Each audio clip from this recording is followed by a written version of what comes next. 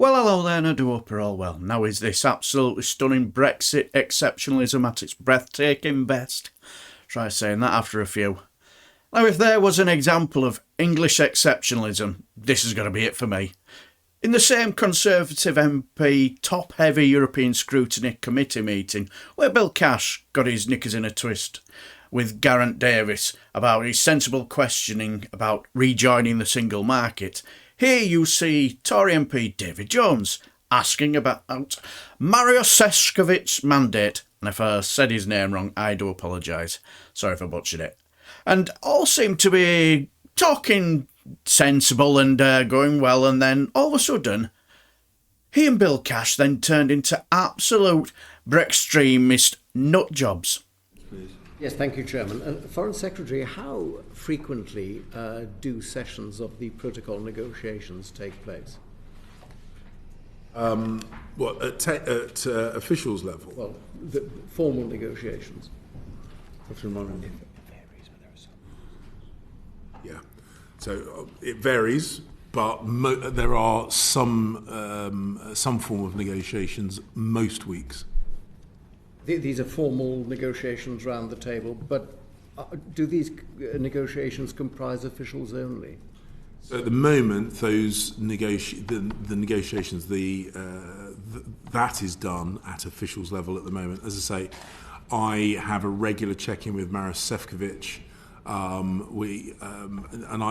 I think it's worth noting that there's a difference between he and I talking and he and I being in talks.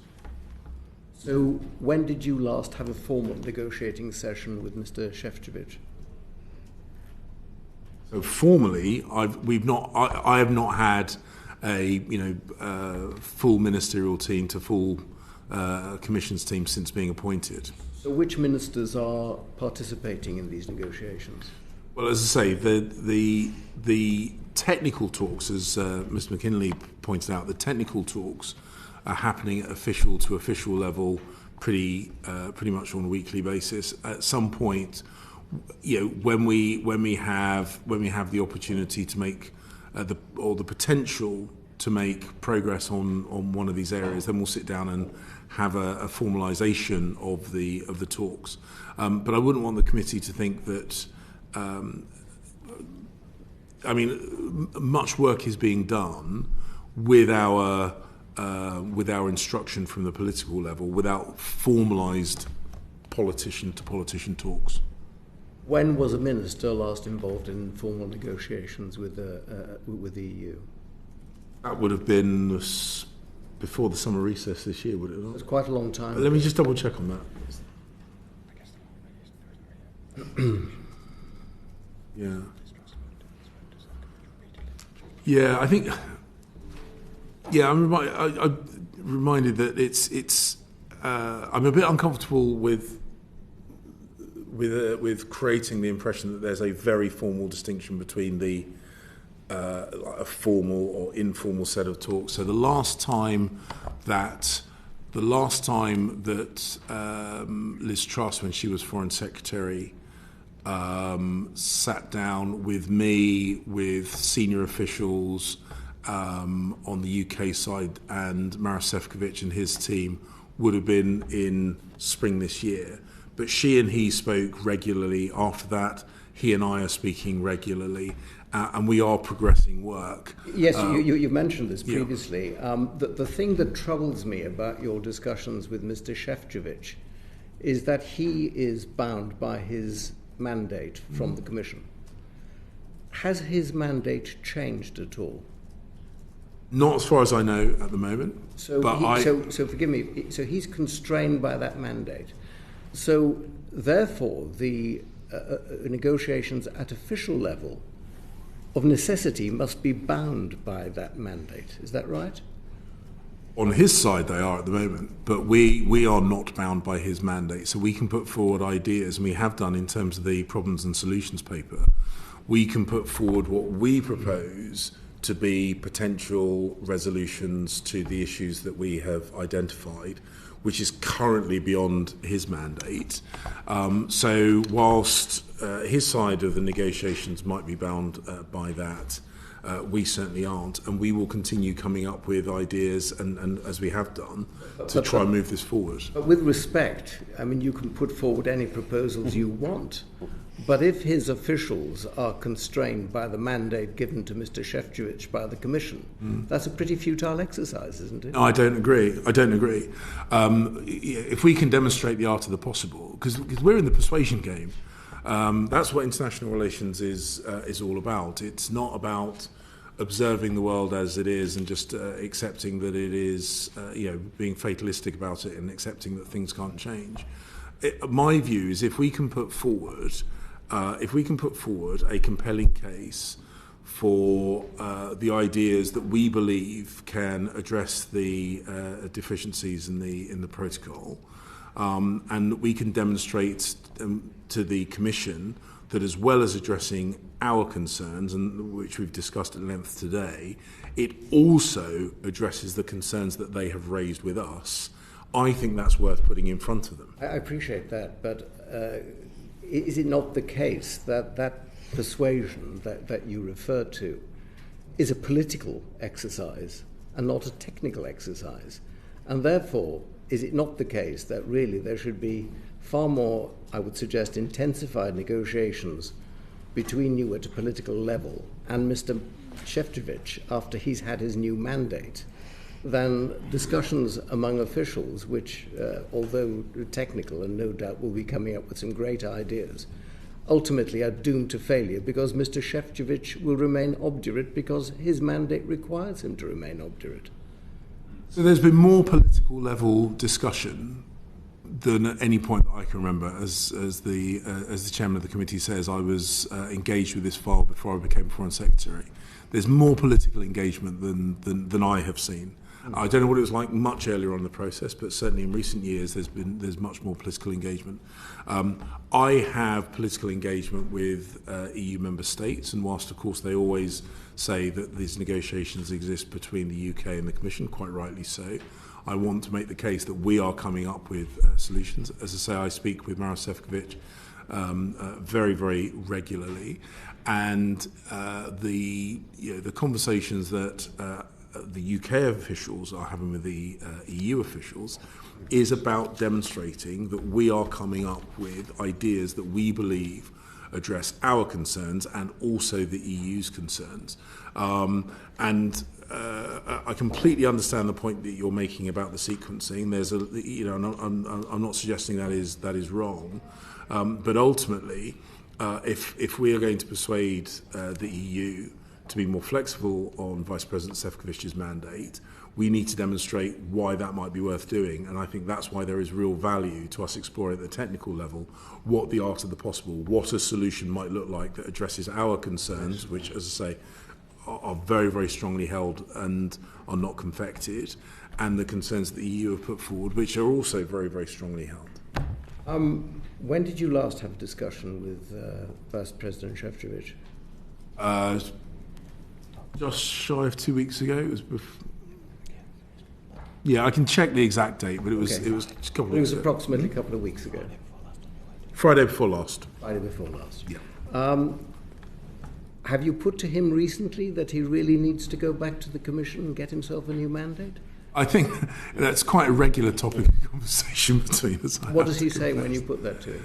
Oh, he says that he has his mandate and that we need to look at what we can do to work within that mandate. Oh, really? So it looks a bit like irresistible force meeting immovable object. Well, that's what I mean. The thing is, that's how everything looks until something changes. Well, and exactly. I'm genuine. I'm not trying to be confrontational. But the point is that he's working within the limitations of his mandate. We are not bound by his mandate, and so we are looking at potential resolutions that we think will work, and we'll keep presenting those to him. You mentioned that you were not disposed to rush the Northern Ireland Protocol bill. I would suggest that the best means of concentrating the Commission's mind on this problem and getting them to supply Mr. Šefčovič with a new mandate is by cracking on with the Northern Ireland Protocol bill. Do you think that that's a fair suggestion? Well, as I've said, and I've said this. I've said this to Vice President Šefčovič.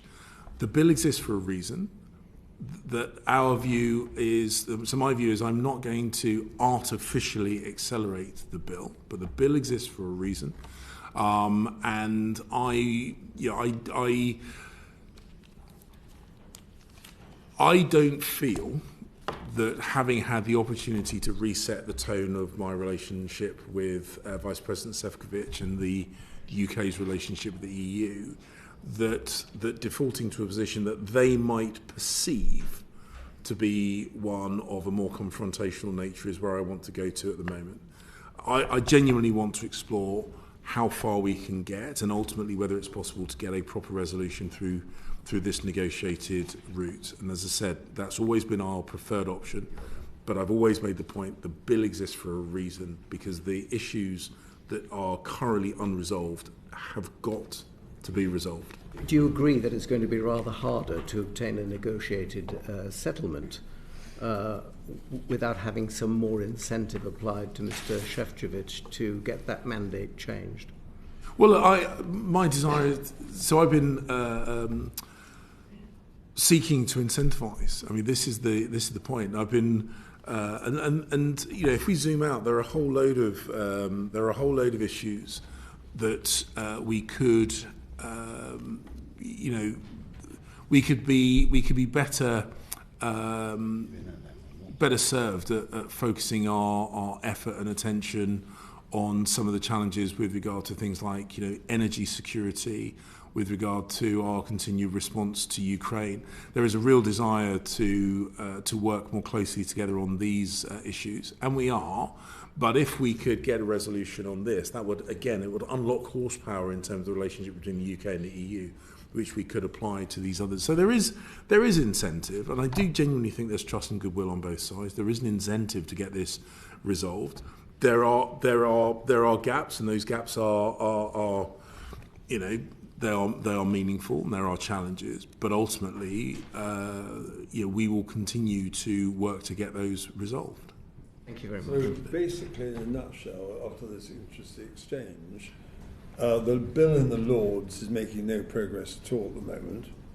Secondly, the reality is, as Clausewitz said, diplomacy is war by any other means.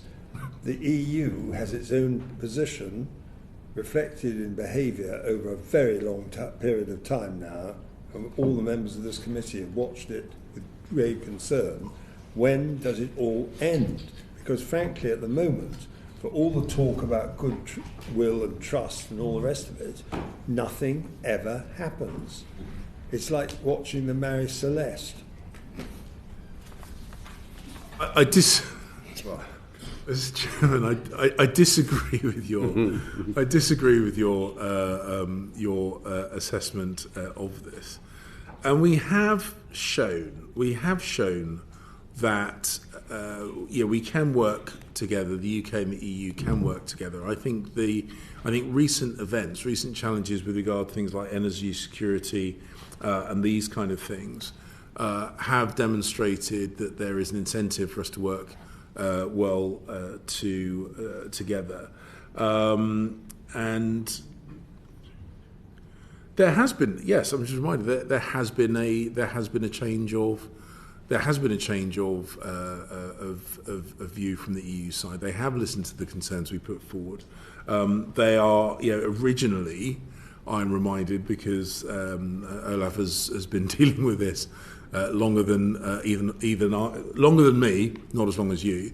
That actually, at the starting point of this, the EU's position was there is no problem with the protocol. It's a confected problem. They now concede. And we've had this from voices within the EU and voices in Irish politics. They now concede there is a problem that needs to be addressed, and that demonstrates a willingness to. We're glad to hear that they think that you think that they think that. Now I'm going to ask Mr. Geraint. Totally surreal, wasn't it? 1 minute, David Jones was talking sense about Maroš Šefčovič's mandate. Again, sorry if I butchered it. I do apologise. And clearly, he will not change, and he will not be allowed to change it either.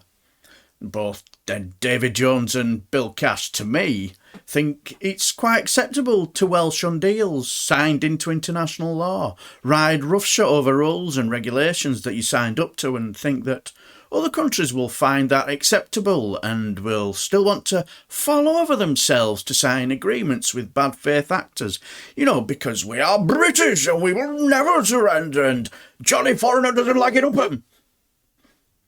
To a point where I got the feeling James Cleverly was starting to feel a little uncomfortable and gave that look of, you two are absolutely bonkers, aren't you?